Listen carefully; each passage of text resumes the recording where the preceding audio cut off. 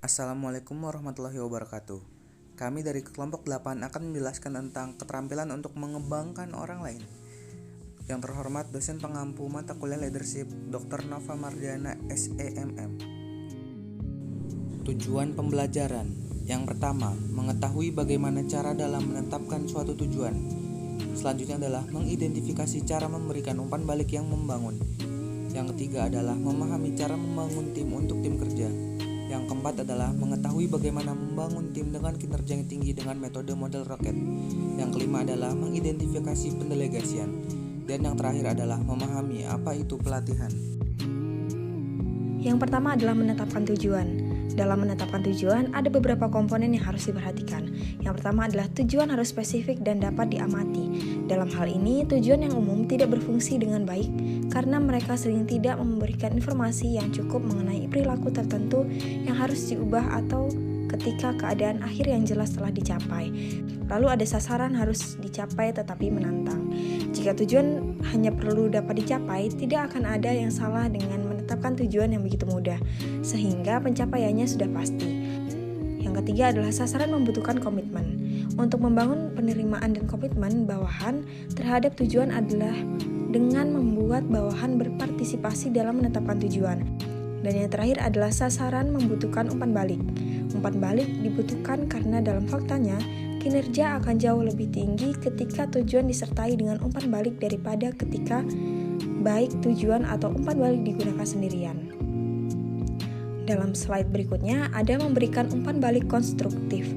Umpan balik yang konstruktif melibatkan proses berbagai informasi atau persepsi dengan orang lain tentang sifat, kualitas, atau dampak dari perilaku orang tersebut. Ini dapat berkisar dari memberikan umpan balik yang berkaitan secara spesifik dengan pekerjaan seseorang hingga kesan tentang bagaimana aspek tersebut dapat mempengaruhi hubungan dengan orang lain secara luas. Lalu timbullah pertanyaan, seberapa pentingkah umpan balik dibutuhkan oleh kinerja bawahan dan pengembangan? Tanpa umpan balik, seorang bawahan tidak akan dapat memberitahu apakah dia melakukan pekerjaan dengan baik. Dan bukan hanya bawahan yang membutuhkan umpan balik konstruktif untuk belajar dan tumbuh. Teman sebaya dapat meminta umpan balik dari teman sebaya, dan pemimpin dapat meminta umpan balik dari bawahan. Selain mendorong pertumbuhan, umpan balik pengawasan yang efektif juga memainkan peran utama. Pada slide berikutnya ada kiat untuk meningkatkan keterampilan umpan balik. Di sini ada beberapa. Yang pertama adalah jadilah spesifik. Umpan balik sangat membantu ketika mengidentifikasi perilaku tertentu yang positif atau negatif. Semakin khusus, pemimpin dapat menunjukkan perilaku mana yang harus diubah. Semakin jelas mereka membiarkan orang lain tahu apa yang harus dilakukan. Lalu adalah jadilah fleksibel. Secara umum, setiap orang harus ingat bahwa tujuan utama umpan balik adalah untuk membantu.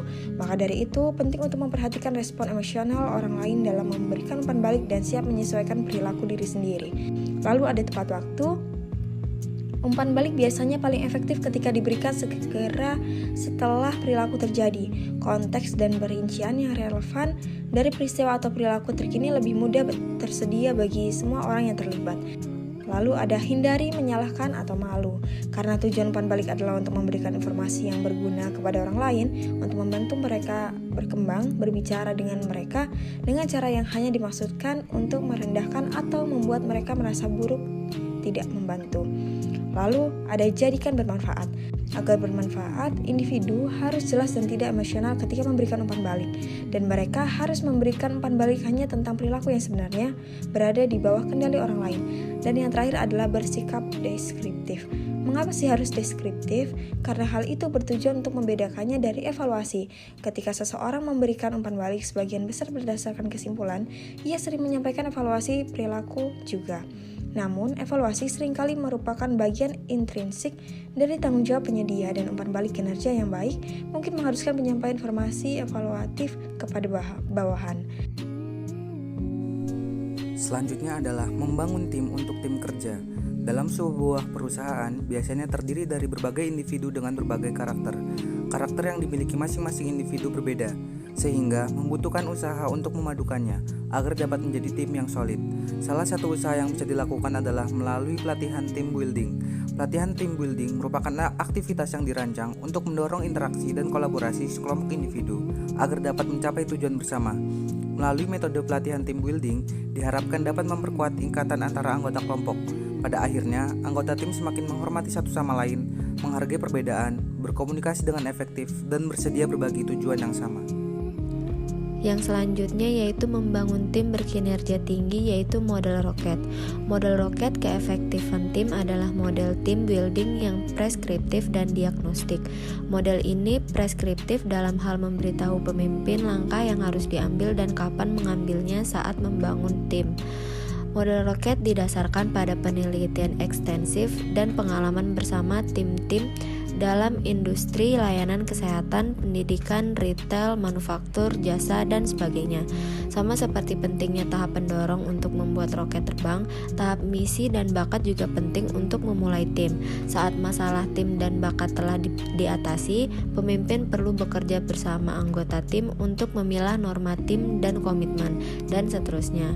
Ketujuh komponen dalam model roket yaitu: yang pertama ada misi. Misi tim akan memainkan peran besar dalam menentukan jumlah dan keahlian orang yang diperlukan untuk mencapai hasil atau bakat, aturan tim dalam bekerja atau norma, dan perlengkapan serta biaya yang diperlukan atau daya. Karena misi memainkan peran yang begitu penting dalam membangun tim, pemimpin dengan tim berkinerja rendah sering menganggap penting untuk pertama-tama mengulas kembali tujuan, target, dan standar kinerja tim saat berusaha meningkatkan kinerja tim. Lalu yang kedua ada bakat. Keahlian tim dapat dikembangkan melalui bimbingan, program pelatihan, sesi uji praktik, dan lain-lain. Jika pemimpin tidak bisa memilih anggota tim, sangat penting bagi mereka untuk menilai dan mengembangkan keahlian yang diperlukan untuk mencapai tujuan tim tersebut. Yang ketiga ada norma. Aspek dari norma yang perlu diperhatikan yaitu keputusan yang diambil tim, cara mereka mengambil keputusan, berapa sering dan berapa lama melakukan rapat, dan seterusnya. Seluruhnya harus didorong oleh tujuan dan target tim. Tim berkinerja tinggi juga memiliki aturan yang jelas mengenai rapat dan pertanggungjawaban anggota tim. Lalu yang keempat ada komitmen. 3 cara dasar pemimpin dapat membangun komitmen, yaitu yang pertama mengembangkan visi atau tujuan yang luar biasa, yang kedua memiliki kredibilitas tinggi, yang ketiga melibatkan anggota tim dalam proses penetapan tujuan standar dan aturan. Lalu yang kelima ada daya. Untuk meningkatkan komponen daya dari model roket, pemimpin tim perlu menentukan jika mereka memiliki keleluasaan pengambilan keputusan dan sumber daya yang mereka perlukan untuk mencapai tujuan kelompok. Lalu yang keenam ada semangat. Tim dengan semangat tinggi cenderung dapat secara efektif mengatasi konflik antar pribadi dan memiliki tingkat keutuhan tinggi. Salah satu cara pemimpin dapat meningkatkan semangat adalah dengan bekerja sama dengan anggota tim untuk menentukan aturan dalam mengatasi konflik tim. Lalu yang terakhir ada hasil. Tim berkinerja tinggi adalah mereka sering membangun rencana aksi yang dapat dijalankan dengan kerangka waktu yang jelas serta pihak-pihak yang bertanggung jawab untuk mencapai hasil. Rencana ini termasuk titik tolak dan ukuran kunci, dan tim yang baik secara teratur meninjau ulang kemajuan tim dan merevisi rencana tim sesuai dengan hasil tinjauan tersebut. Selanjutnya adalah pendelegasian. Delegasi adalah cara yang relatif sederhana bagi pemimpin untuk membebaskan diri mereka dari tugas-tugas yang memakan waktu. Delegasi memberi kesempatan berkembang bagi para pengikut dan meningkatkan jumlah tugas yang diselesaikan oleh kelompok, tim, atau panitia kerja. Namun demikian, delegasi sering diabaikan dan kurang digunakan. Delegasi mengandung kesan bahwa seseorang diberdayakan oleh pemimpin, atasan, atau pelatih untuk bertanggung jawab menyelesaikan tugas tertentu atau terlibat dalam kegiatan tertentu. Delegasi memberi tanggung jawab mengambil keputusan kepada individu-individu yang paling cenderung terkena dampak atau yang menerapkan keputusan tersebut. Dan delegasi lebih berkaitan dengan otonomi, tanggung jawab, dan perkembangan pengikut daripada dengan partisipasi. Selanjutnya adalah alasan pentingnya pendelegasian. Beberapa alasan mengapa delegasi perlu dilakukan adalah sebagai berikut. Yang pertama adalah delegasi menyediakan waktu untuk kegiatan lain. Yang kedua adalah delegasi mengembangkan pengikut atau bawahan. Dan yang terakhir adalah delegasi memperkuat organisasi. Berikutnya adalah alasan-alasan menghindari pendelegasian.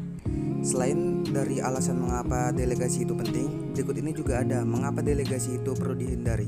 Yang pertama yaitu ada delegasi memakan waktu terlalu lama. Yang kedua, selanjutnya adalah delegasi itu berisiko. Yang ketiga adalah tugas tidak akan dikerjakan dengan sama baik. Yang keempat adalah pihak lain sudah terlalu sibuk, sehingga tidak sempat untuk melakukan pendelegasian. Selanjutnya adalah prinsip-prinsip pendelegasian efektif. Yang pertama adalah putuskan hal yang akan didelegasikan. Yang kedua adalah putuskan kepada siapa akan didelegasikan. Yang ketiga adalah buat tugas yang jelas dan spesifik. Yang keempat adalah berikan tujuan, bukan prosedur. Yang kelima adalah beri kesempatan untuk mandiri tetapi tetap pantau kinerja. Dan yang keenam adalah berikan pengakuan dan jangan menyimpangkan kesalahan. Baik, selanjutnya pelatihan. Faktor keberhasilan utama dalam kebanyakan organisasi saat ini adalah memiliki pemimpin dan pengikut dengan pengetahuan dan keahlian yang tepat. Perusahaan semakin memandang kualitas pegawai sebagai keuntungan kompetitif. Terdapat dua cara untuk mencapai kualitas pegawai. Yang pertama, pemilik perusahaan dapat mempekerjakan talenta yang mereka perlukan. Yang kedua, mereka dapat membangun talenta yang sudah mereka miliki melalui program pengembangan dan pelatihan. Kebanyakan pemimpin terlibat dalam semacam pelatihan informal. Tetapi, sebagus apa sih mereka dalam melatih? Terdapat dua pemikir terkemuka yang membahas ini adalah Peterson dan Hicks. Mereka menerangkan pelatih yang baik mengarahkan dan bukan mendikte perkembangan. Pelatih yang baik membantu pengikut menerangkan tujuan karir mereka, mengidentifikasi dan menyusun prioritas kebutuhan pengembangan, menciptakan dan berpegang pada rencana pengembangan. Selanjutnya, menempa kemitraan. Dalam menempa kemitraan, pemimpin juga dapat memberikan saran karir yang realistis terhadap keahlian dan kesempatan mereka. Contohnya, orang yang baru lulus dari program MBA terbaik mungkin ingin menjadi rekan dalam perusahaan konsultan setelah 2 tahun bekerja di sana.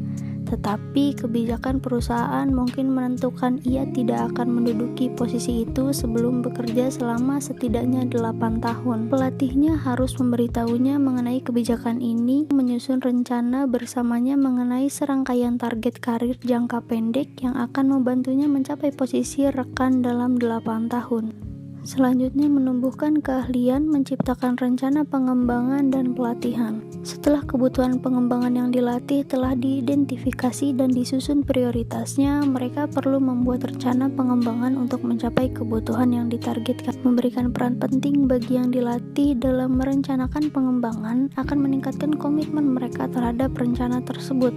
Selain rencana pengembangan, pemimpin harus membuat rencana pelatihan yang menerangkan tindakan yang akan mereka ambil untuk mendukung perkembangan binaan mereka. Selanjutnya, mengajarkan kegigihan, membantu pengikut tetap mengikuti rencana mereka. Ada beberapa langkah perencanaan pengembangan secara khusus dirancang untuk mengarahkan kegigihan. Sebagai contoh, memastikan kesesuaian antara tujuan karir dan pengembangan, memperoleh umpan balik dari berbagai sumber secara reguler, dan perenungan bersama rekan dapat membantu binaan agar fokus pada pengembangan mereka. Pemimpin juga dapat membantu mengajarkan kegigihan dengan memanfaatkan momen-momen pelatihan. Selanjutnya, berbagi kecakapan, menciptakan iklim pembelajaran.